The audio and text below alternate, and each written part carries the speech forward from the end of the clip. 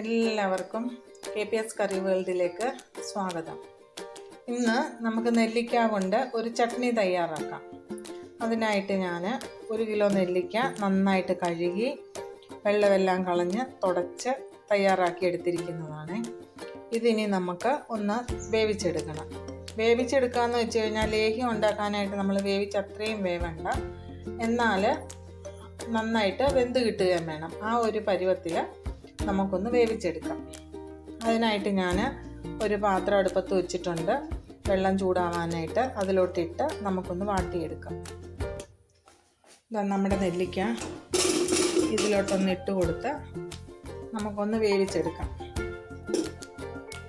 ഇനി ഇത് അടച്ച് വെക്കാം. ഒരു 5-10 മിനിറ്റ് കഴിഞ്ഞിട്ട് നമുക്ക് കാണാം. ഇപ്പോൾ ഏകദേശം ഒരു 5-6 മിനിറ്റ് കഴിഞ്ഞു. നമ്മുടെ നെല്ലിക്ക എന്തായെന്ന് നമുക്കൊന്ന് തുറന്ന് നോക്കാം. നെല്ലിക്കയുടെ കളറൊക്കെ മാറി, ചില നെല്ലിക്കയൊക്കെ പൊട്ടാൻ തുടങ്ങി. അതായത് നെല്ലിക്ക വെന്തു എന്നാണ് അതിനർത്ഥം. ഇനി ഇത് ചൂടാറുന്നത് വരെ നമുക്കൊന്ന് വെയിറ്റ് ചെയ്യാം. ഗ്യാസ് ഓഫ് ചെയ്തു. ഇനി ചൂടാറിയിട്ട് കാണാം. നമ്മൾ ചൂടാറാനായിട്ട് വെച്ച നെല്ലിക്കയുടെ ചൂടൊക്കെ ആറി. ഇനി ഈ നെല്ലിക്ക നമുക്ക് ഒരു സ്റ്റീലിൻ്റെ പിച്ചാത്തി കൊണ്ട് ഇങ്ങനെ അടത്തി ഒരു ചോപ്പറിലോട്ട് ഇട്ട് കൊടുക്കാം. ഗ്രേറ്ററിൽ വെച്ച് ചെയ്യുവാണെങ്കിൽ ചിലപ്പം വലിയ കഷ്ണമായിട്ട് വരാനുള്ള സാധ്യതയുണ്ട്. അതുകൊണ്ട് നമുക്കിത് അടർത്തി ഒരു ചോപ്പറിലോട്ടിട്ട് ചോപ്പ് ചെയ്തിട്ട് ഇത് എളുപ്പമുണ്ട്. സ്റ്റീലിൻ്റെ പിച്ചാത്തി ഉപയോഗിച്ച് വേണം അടർത്തിയെടുക്കാനായിട്ട്.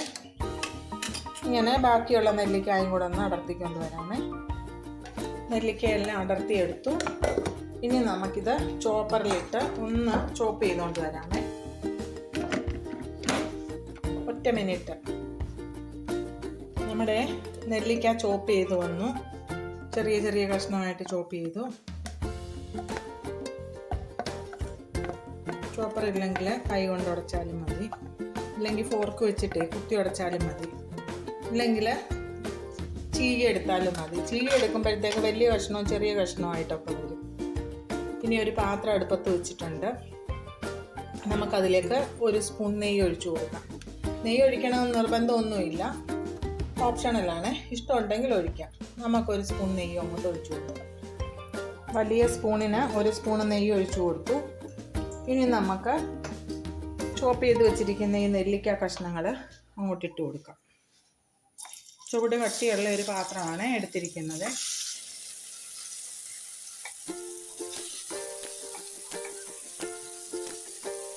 ഇത് എരിവും പുളിയും മധുരവും എല്ലാം ചേർന്ന ഒരു ചട്നിയാണ്. ചപ്പാത്തി, പൂരി, പൊറോട്ടയുടെ ഒക്കെ കഴിക്കാനായിട്ട് വളരെ ടേസ്റ്റിയും വളരെ ഹെൽത്തിയുമായിട്ടുള്ളതാണ്. ഇതിന് നമ്മൾ പഞ്ചസാരയല്ല ചേർക്കുന്നത്, ശർക്കര ചേർത്താണ് തയ്യാറാക്കുന്നത്. ഇനി ഇതൊന്ന് നമുക്ക് ഇളക്കി കൊടുക്കാം.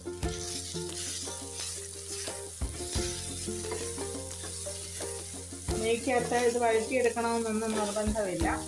ഒന്ന് ഇളക്കിയെടുത്തതിന് ശേഷം നമുക്ക് ശർക്കര ചേർത്ത് കൊടുക്കാം. ഇനി ഇതിലോട്ട് നമുക്ക് ശർക്കര ചേർത്ത് കൊടുക്കാം.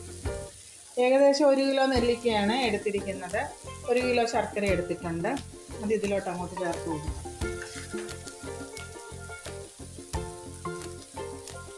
ഇത് വെല്ലമാണ്.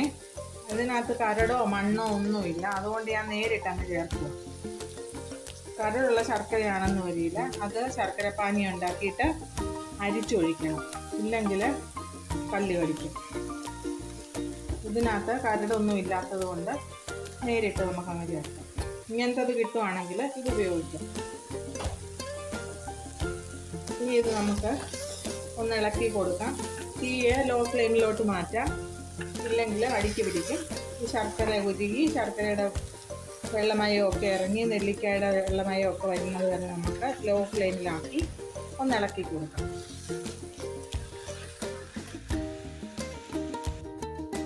നമ്മുടെ ശർക്കരയെല്ലാം അലിഞ്ഞു. ഇനി ഇത് കുറുകി വരുന്നത് വരെ നമുക്ക് ഇളക്കണം. ഇടയ്ക്കിടയ്ക്ക് ഇളക്കി കൊടുക്കണം, ഇല്ലെങ്കിൽ അടിക്ക് പിടിക്കും. ചൂട് കട്ടി ഉണ്ടെങ്കിലും അടിക്ക് പിടിക്കുമേ. ഇങ്ങനെ ഇളക്കി ചാറ് കുറുകുന്നത് വരെ നമുക്കൊന്ന് വെയിറ്റ് ചെയ്യാം. നന്നായിട്ട് തിളച്ച് ചാറ് കുറുകിക്കൊണ്ടിരിക്കുന്നത്. കുറേ കൂടെ കുറുകാനുണ്ട്. ഒരു നൂൽ പരുവമാകുമ്പോഴത്തേക്കാണ് നമുക്ക് ഗ്യാസ് ഓഫ് ചെയ്യേണ്ടത്.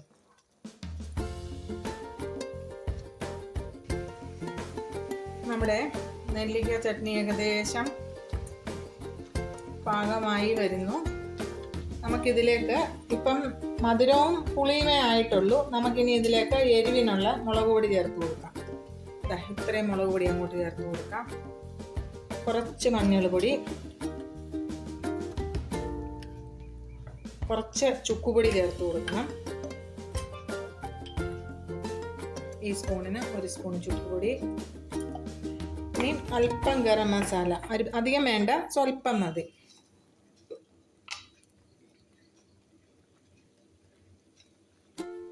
ഇത്രയുമേ എടുത്തിട്ടുള്ളായിരുന്നേ, അതിട്ട് കൊടുത്തു. ഇനി നമുക്ക് ഇത് നന്നായിട്ട് ഇളക്കി മുളകിൻ്റെ പച്ചമണമൊക്കെ മാറുന്നത് വരെ ഇളക്കി കൊടുക്കാം. അത് കഴിയുമ്പോഴത്തേക്ക് ഇത് മിക്കവാറും ഒരു നൂൽ പരുവത്തിലെത്തും. ഇളക്കി നന്നായിട്ടൊന്ന് മിക്സ് ചെയ്ത് വരട്ടെ. നമ്മുടെ മുളക് പൊടിയും മഞ്ഞൾപ്പൊടിയും ഗരം മസാലയും എല്ലാം നന്നായിട്ട് മിക്സായി. ഇനി ഇതിൻ്റെ പാകം ഒന്ന് നോക്കാമേ. ഒരു നൂൽ പരുവമാണ് ഇതിൻ്റെ പാകം.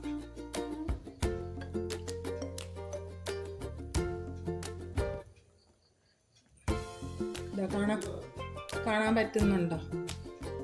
ഒരു നൂൽ പാകമായി. നമുക്ക് ഗ്യാസ് അങ്ങ് ഓഫ് ചെയ്യാം. എന്നിട്ട് തണുത്ത് കഴിഞ്ഞിട്ട് വേറൊരു പാത്രത്തിലോട്ട് മാറ്റാം. നമ്മുടെ നെല്ലിക്ക ചട്നി ചൂടൊക്കെ ആറി. ഇതിനകത്ത് ഒരു ഇൻഗ്രീഡിയൻറ്റും കൂടെ ചേർക്കണമായിരുന്നു. അത് ഞാൻ പറയാനായിട്ട് വിട്ടുപോയി. അത് ഞാൻ ഗ്യാസ് ഓഫ് ചെയ്ത് കഴിഞ്ഞ് ഓർത്തപ്പോഴേ ചേർത്തിട്ടുണ്ടായിരുന്നു. ഉപ്പാണ്. ഒരു 1/2 സ്പൂണോളം ഉപ്പ് ചേർത്തു. അപ്പോഴല്ലേ ചട്നിയുടെ ടേസ്റ്റ് കംപ്ലീറ്റ് ആവത്തുള്ളൂ. എരിവ്, പുളി, മധുരം, ഉപ്പ് എല്ലാം കൂടെ ഉണ്ടെങ്കിലല്ലേ അത് കറക്റ്റായിട്ടൊരു ചട്നി ആവത്തുള്ളൂ. നോർത്ത് ഇന്ത്യയിലെ ആളുകൾ സാധാരണ ഉപ്പിന് പകരം ബ്ലാക്ക് സോൾട്ടാണ് ചേർക്കുന്നത്. അതോടെ ചേർത്ത് കഴിയുമ്പം ഇച്ചിരൂടെ വേറൊരു ഫ്ലേവർ ആയിരിക്കും. നമുക്ക് പക്ഷേ ഈ ബ്ലാക്ക് സോൾട്ടിൻ്റെ ഫ്ലേവർ ഇഷ്ടപ്പെടത്തില്ല. ഒരു മുട്ട പുഴുങ്ങിയതിൻ്റെ ഒരു മണമാത് ഉപ്പിന്. അതുകൊണ്ട് ഞാൻ സാധാരണ ഉപ്പ്, നമ്മൾ കൂട്ടാനൊക്കെ ചേർക്കുന്ന ഉപ്പാണ് ചേർത്ത് ഇളക്കി വെച്ചിരിക്കുന്നത്. നല്ല ടേസ്റ്റ് ഉണ്ട്. എരിവ്, പുളി, മധുരം, ഉപ്പ് എല്ലാം സമാസമമായതുകൊണ്ട് നല്ല ടേസ്റ്റ് ഉണ്ട്. ഇതിനി നമുക്ക് നന്നായി വെയിലത്ത് വെച്ച് ഉണക്കി ഒരു ഗ്ലാസിൻ്റെ കുപ്പിയിലോട്ട് നിറച്ച്, ഇത് ഫ്രിഡ്ജിൽ വെക്കണമെന്ന് നിർബന്ധമൊന്നുമില്ല. എത്ര നാൾ വേണമെങ്കിലും വെളിയിലിരുന്നോളും. ഇത് നമുക്ക് ചപ്പാത്തി, പൂരി ഇതൊക്കെ ഉണ്ടാക്കുമ്പോൾ ഒരു സൈഡ് ഡിഷായിട്ട് കൂട്ടാൻ പറ്റിയൊരു ചട്നിയാണിത്. എല്ലാവരും ഒന്ന് തീർച്ചയായിട്ടും ഉണ്ടാക്കി നോക്കണം. എന്നിട്ട് നിങ്ങളുടെ അഭിപ്രായം കമൻറ്റ് ബോക്സിൽ എഴുതണം.